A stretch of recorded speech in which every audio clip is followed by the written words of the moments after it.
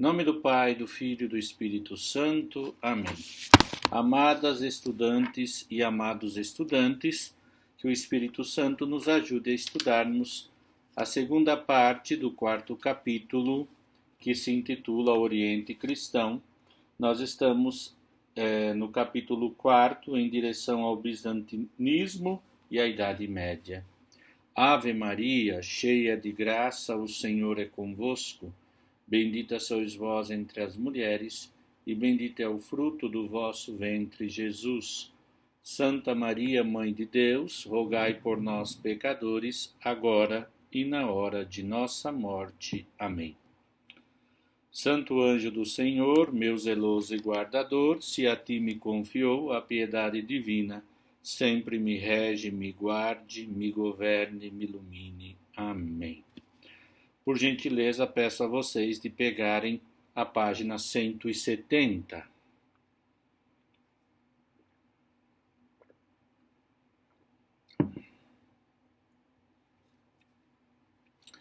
No Oriente, o que chama a atenção, em primeiro lugar, é a continuidade entre os séculos V e VI e a época que os precede.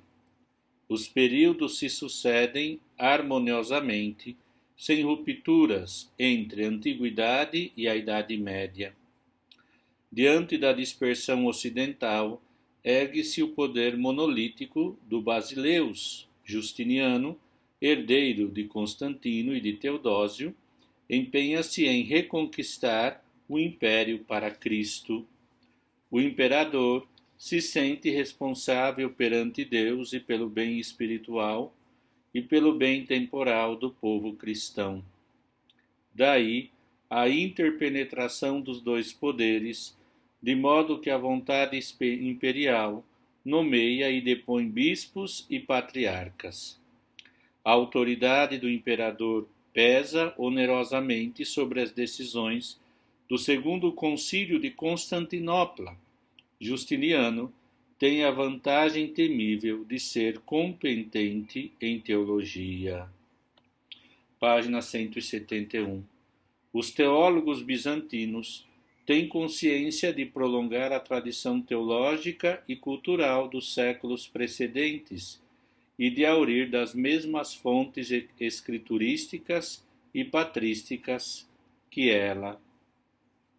As cadeias, comentários seguidos da Escritura, com ajuda e citações patrísticas, exploram a mesma herança. No Oriente há, portanto, mais amadurecimento do que decadência. O Concílio de Éfeso e de Calcedônia responderam claramente ao primeiro nestorianismo, afirmando a unidade de Cristo, e o segundo ao monofisismo, atestando as duas naturezas distintas de Jesus. Mas os concílios não puseram fim às controvérsias que ressurgem sobre novas formas, como o monotelismo, se perpetuam e se cristalizam. Daí por diante, as igrejas orientais estão divididas em monofisistas e nestorianos. No Oriente, o monaquismo continua a servir de catalisador, mantendo numa sociedade entediada a pureza e o rigor evangélicos, sustentando a economia das populações rurais e proporcionando-lhes uma assistência social, a diaconia. O monaquismo desenvolve uma teologia espiritual tributária de Orígenes, justamente quando o exegeta de Cesareia é um pomo de discórdia, conflito que se encerrou com a condenação das teses origenistas no Concílio de Constantinopla. 4 homens merecem uma menção particular: o pseudo Dionísio, Romano Melódico, Máximo Confessor e João Damasceno. Então vamos estudar um pouquinho, tá bom? O pseudo Dionísio, na página 172, diz assim: autor anônimo do fim do século V ou começo do século VI, oculta-se também sobre o pseudônimo de Areopagita, que até hoje as pesquisas não conseguiram identificá-lo.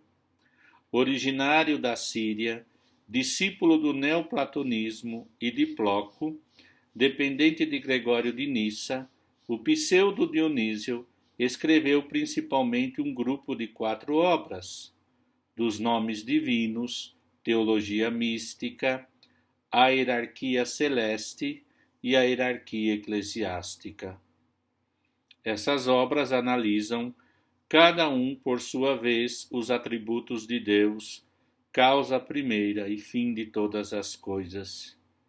Deus está cercado da hierarquia dos espíritos celestes, agrupados em tríades, reproduzidas na Igreja pelos 3 sacramentos da iniciação, pelos 3 graus dos ministérios e pelos 3 estados de vida, monges fiéis e imperfeitos. A teologia mística descreve a ascensão para Deus até a contemplação extática. No Ocidente, o corpus dionisiano, depois do Ilduíno, e sobretudo depois do Escoto Erígena, teve 14 traduções latinas. Dos vitorianos a São Tomás e a São Boaventura, até os místicos renanos, e lhe deu acesso ao patrimônio teológico do Oriente. Olha que lindo. Romano, o Melódico, página 173. A contribuição de Romano Melódico, nascido em Esmesa e falecido em Constantinopla, é principalmente lírica e litúrgica. Ele escreveu cerca de 1 milhar de hinos, uma parte dos quais é usada na liturgia bizantina.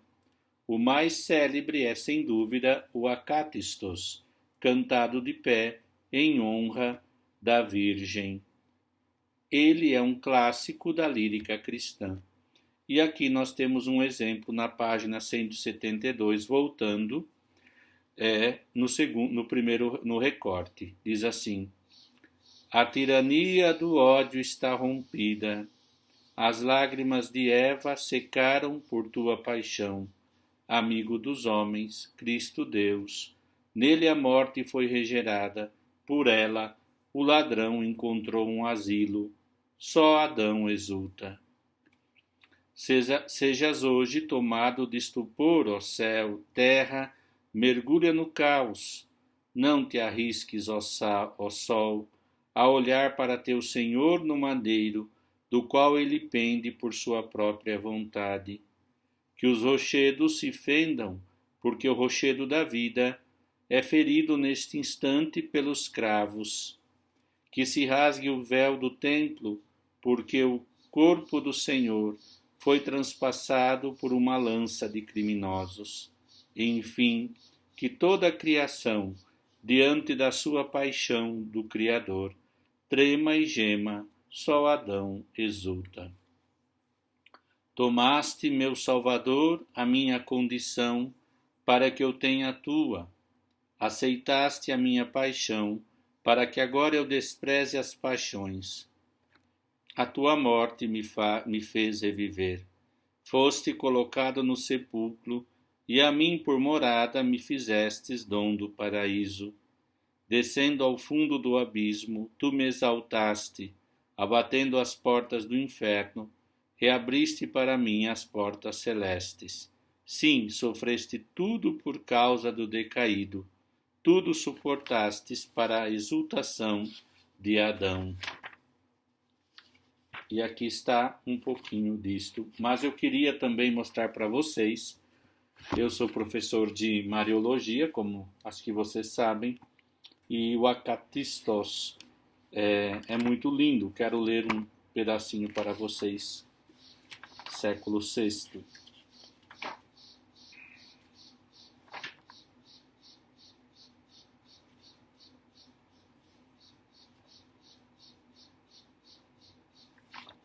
É assim, só um trechinho.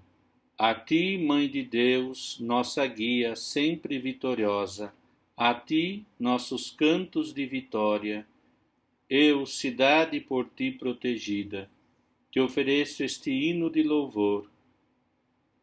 com tua força invencível, salva-me de todos os perigos, para que sempre te aclame, Virgem e Esposa. Ave, por ti resplandece a alegria, ave, por ti a maldição toda cessa, ave, reergues o Adão decaído. Ave, tu reergues, tu estancas as lágrimas de Eva. A tua mensagem é misteriosa, estando cônscia Maria de ser a Deus consagrada, assim falou Gabriel. A tua mensagem é misteriosa aos meus ouvidos, incompreensível ressoa a minha alma. De uma virgem o parto miraculoso anuncias, exclamando Aleluia. E aqui está um exemplo do Acatistós. Vamos na página 173, Máximo o Confessor. É o teólogo grego mais importante do século VII, o último pensador original e criativo da Igreja Bizantina. Depois de uma carreira pública, converteu-se à vida monástica, lutou eficazmente contra o monotelismo, que admitia só uma vontade de Cristo. Foi condenado no Concílio de Latrão e morreu no exílio. Autor fecundo, eclético em suas fontes gregas, Aristóteles e Neoplatonismo, seus 11 tratados e cartas dogmáticas combatem o monotelismo.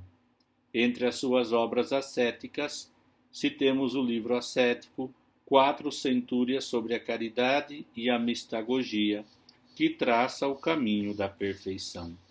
Então vamos ver aqui na página 175, Máximo, segunda centúria. Acompanhe comigo, por favor.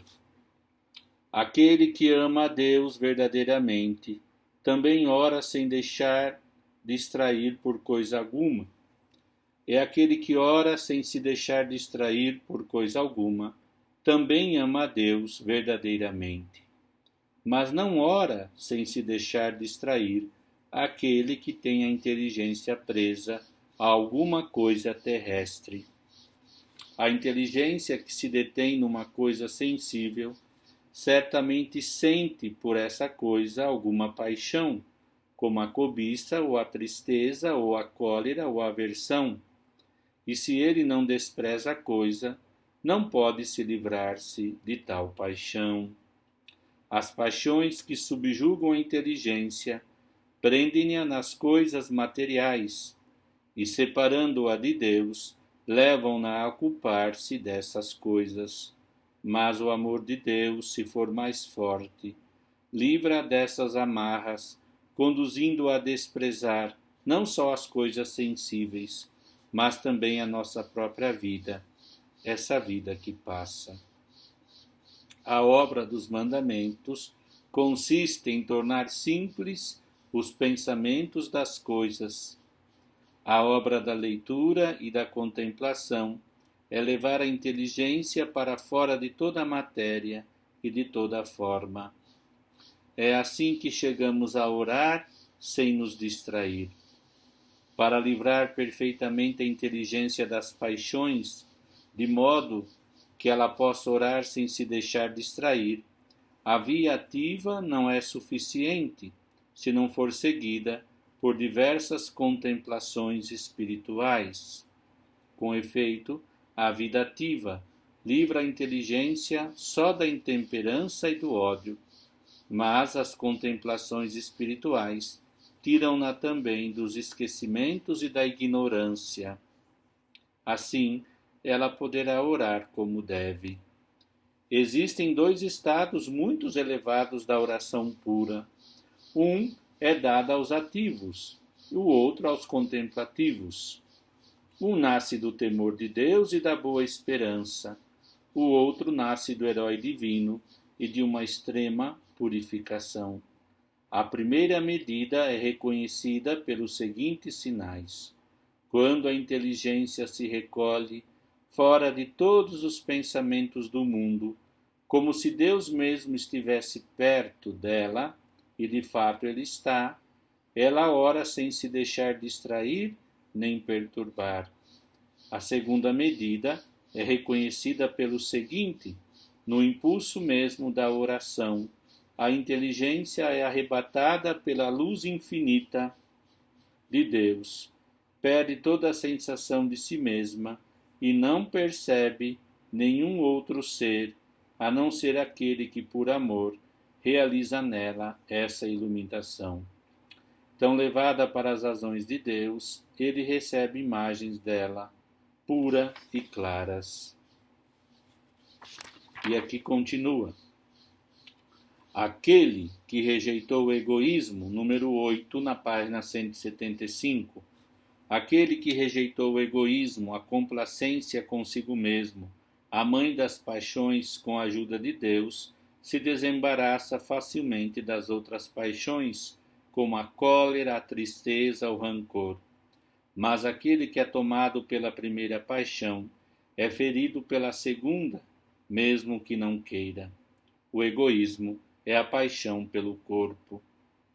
É pelas 5 razões seguintes, de maneira louvável ou de maneira censurável, os homens se amam uns aos outros. Ou pelo amor de Deus, como o homem virtuoso ama todos os homens, e como aquele que ainda não é virtuoso ama o homem virtuoso. Ou por natureza, como os pais amam seus filhos, e reciprocamente, ou por vanglória, como aquele que é glorificado ama aquele que o glorifica, ou por amor ao dinheiro, como aquele que ama o rico, de quem recebe, ou por amor do prazer, como aquele que cuida do ventre e das coisas do baixo ventre.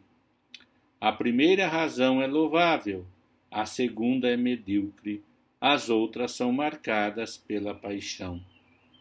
Se detestas determinados homens, se não tens por outros amor nem ódio, se mama estes, mas moderadamente, e se amas muito mais aqueles por essa desigualdade, saibas que está ainda longe do amor perfeito, que se propõe a amar todos de modo igual. Afasta-te do mal e faze o bem, isto é, combate os inimigos para reduzir as paixões. Depois vigia e sê sóbrio para que elas não cresçam. Enfrenta novos combates para adquirir as virtudes. Depois vigia e sê sóbrio para mantê-las. É isso que poderia significar trabalhar e conservar. Aqueles aos quais Deus permitiu provar-nos, ou inflamam o desejo da alma, ou perturbam seu ardor, ou entenebrecem a razão, ou cumulam de dores o corpo, ou tiram dele o que ele tem. Ou os demônios nos tentam por si mesmos, ou armam contra nós aqueles que não temem o Senhor. Eles nos tentam por si mesmos quando estamos sozinhos e longe dos homens como o Senhor no deserto.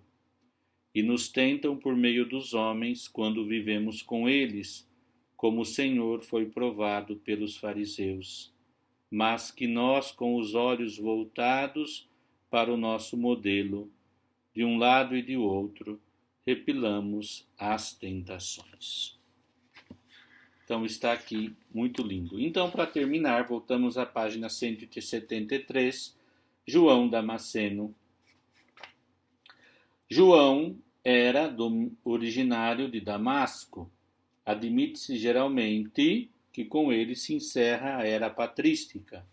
Inicialmente, funcionário imperial de alto nível, acabou retirando-se para o mosteiro de São Sabas, perto de Jerusalém, o qual existe até hoje e onde ele repousa, tendo falecido com mais de 100 anos. A fonte do conhecimento, o mais conhecido de seus escritos, muitas vezes traduzidos para o latim, apresenta em 3 partes uma iniciação à filosofia, uma história das heresias e uma exposição sintética da fé cristã, citando abundantemente os padres gregos. 3 discursos sobre as imagens estabelecem o fundamento desse culto. Os paralelos sagrados, assim chamados porque vícios e virtudes eram dispostos aos pares. Talvez escritos por ele, oferecem uma vasta antologia do mais de 5.000 textos tirados da Escritura e dos padres, abrindo o caminho para os numerosos florilégios damascenianos derivados deles. Então aqui nós terminamos esta última parte da última parte, o 4º capítulo. Falta-nos a conclusão, não só do livro, mas do curso, que eu vou preparar com muito amor e apresentarei para vocês. Eu agradeço a atenção por este momento, desejo a vocês tudo de bom, e o tudo de bom é o Senhor. Paz e bem.